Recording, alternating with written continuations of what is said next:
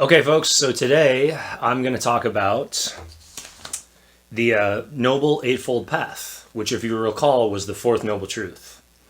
And I just want to say a little bit more about the enlightenment concept and what enlightenment means very briefly before I go into the Eightfold Path, because those things are so important. You notice that I've touched on enlightenment, illusory self, in pretty much every video I've done on Buddhism. It's such a core part of the belief system. So just a couple things. Unlike some other religions that posit a particular savior or particular figure that is kind of the core, and it would actually be blasphemy to say that you're like him or that you could be him. The Buddha wanted everyone to be like him in the sense that he wanted to liberate everyone. Again, the metaphor of the lotus pond. He's the sunlight to bring everyone into a blooming lotus flower of nirvana or enlightenment. That's his goal. And now remember, it's hard to get at enlightenment, but just one other thing that might help understand it, I'll say here, is that enlightened beings, they still experience pleasure and pain, but they don't experience dukkha. Think about that for a second. They still experience pleasure and pain, but they don't experience dukkha. Because dukkha is the attachment to things, including pleasure and pain. Woe is me, I can't believe this has happened to me. Oh, I'm so happy, look what's happening to me. That's all part of the craving. An enlightened being can still break his toe and feel the pain. There just won't be any ego attachment to it. And so, how do we become enlightened? What's the path? That's the Eightfold Path, the fourth noble truth. Obviously, you have to appreciate the first three first, and ultimately you have to appreciate and acknowledge the reality of, from the Buddhist perspective, Anatman, that there really isn't a true self, and that the positing of a self, the pretending that you exist as a self without investigating it, is what creates those cravings and those desires and makes you identify with or get attached to the pains and pleasures instead of releasing the dukkha. Right? Once the dukkha is gone, the suffering's gone. And of course, just like in Hinduism, how do we get there? Now, Buddhism being a little bit more of a down-to-earth, dissolving of the caste system, anyone can be enlightened kind of thing, it's a little bit more direct and simple, although as we've been saying here, it does build on the existing Hindu tradition. So, for instance, the Eightfold Path, you'll see in some ways connects with the 8 limbs of Ashtanga Yoga, which, remember, yoga is the path to achieving the Brahmanatman realization of your true self in Hinduism. Okay, so, and you'll notice that there's this word right that comes before all of these, right? Right understanding, right resolve, right action. And right in this sense, it doesn't mean like right or wrong per se. It just means right as in, are you in line with the noble truths? Do you acknowledge that this is the condition of existence? Do you acknowledge that you are like somebody who's been shot with a spiritual arrow and you're experiencing this dukkha? Right? If you're in denial of that, you're not in the right mindset. So all of this is right as in line with Buddhist metaphysics and epistemology and morals, to go back to the branches of philosophy. Now, the other thing I'd say before I get into the 8 noble truths per se is that sometimes these seem kind of mundane to people. Right? Like for instance, one of them is right meditation. It's like, didn't the Hindus already tell us all about meditation? But the point of this is actually it's kind of supposed to be mundane, because again, the Buddha doesn't want you. Remember the Buddhist student who wanted to ask these conceptual questions, and the Buddha is just focused on taking the arrow out of the wound and healing the wound. So the Buddha says, I'm just gonna make a path for you as simple as possible, and the beauty of it from the Buddhist perspective is in the doing. Right? It's not trying to be some intellectually complex theory like evolution from Darwinism or something. It's just trying to heal the dukkha that is within all of us from that perspective.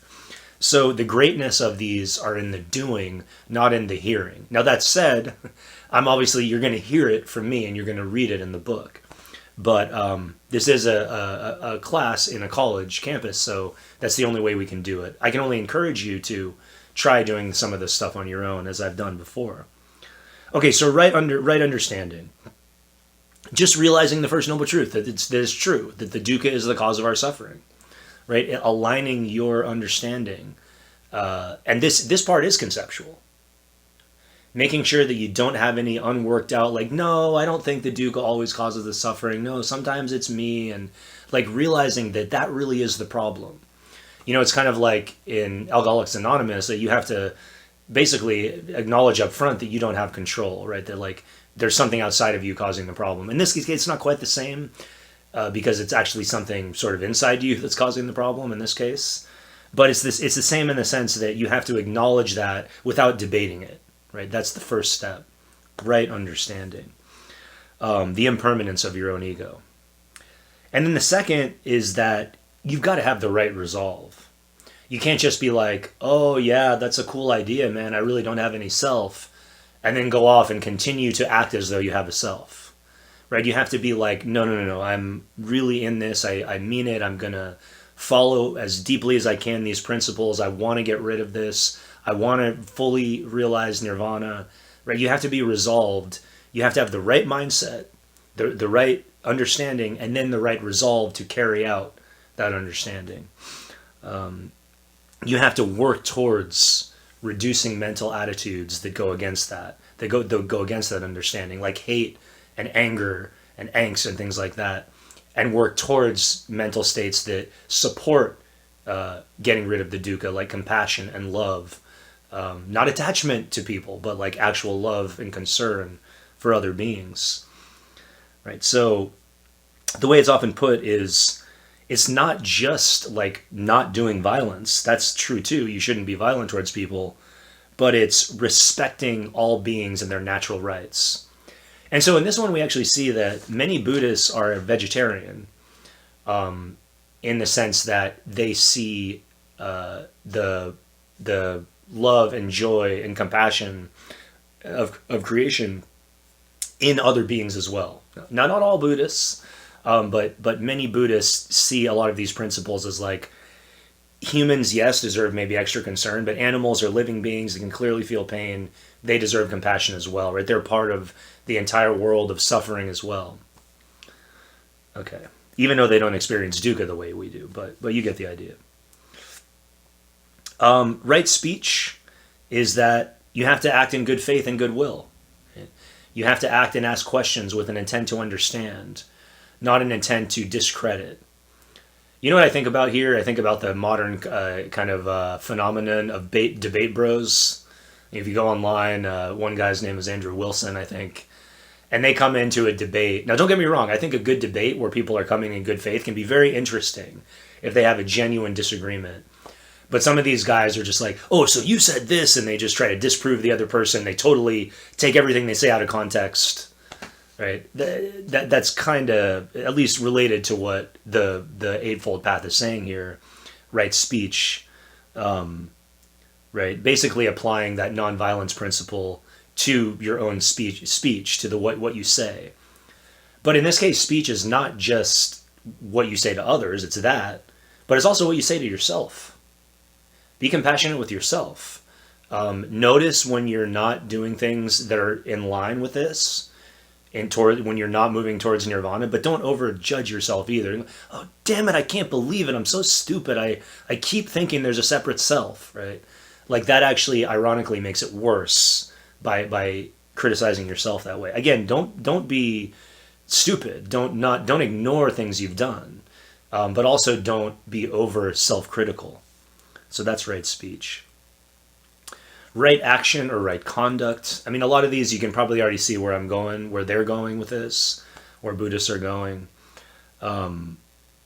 which is sort of applying all of this to all of your actions, not just specifically speech or thought, or your own resolve, but to the way you work and move through the world, to the way you treat other people when you get your coffee at Starbucks, to the way you drive on the road. Well, couldn't we all use that with traffic? For example, to the way you talk and speak with your family, right? To the way that you communicate with your friends, to the things you literally actually do. Right? Do you lie, cheat? Do you lie to preserve your self-image? Do you try to make yourself look better? Right? And again, all of these things are, Buddhists understand that we're imperfect beings that are driven by dukkha. So they know that sometimes we're going to do stupid things like lie. The idea is to gradually move your life Because remember, this isn't just an intellectual understanding and yeah, I understand it, I'm done.